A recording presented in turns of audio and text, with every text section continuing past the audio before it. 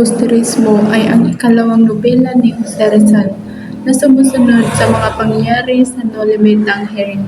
Ang kwento ay nagsisimula 13 taon pagkatapos ng pagkamatay ni Sisa at Elias at nagtatampok sa pagbabalik ni Crisostomo Ibarra bilang Simon, isang alahasa na nagtatago isang mapanganib ng plano para sa paghihiganti sa mga Espanyol at Fraile.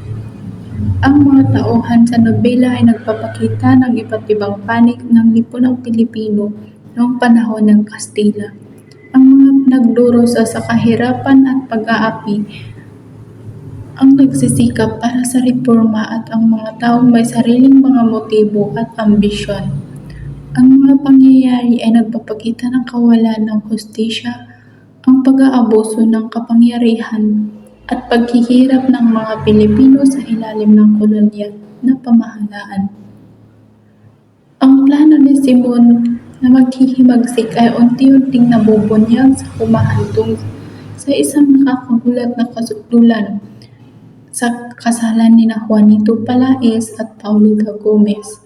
Ang kanyang plano ay sumabog ng isang bomba ay nabigo dahil sa pagkilos ni Isagani, ang dating kasintahan ni Paulita.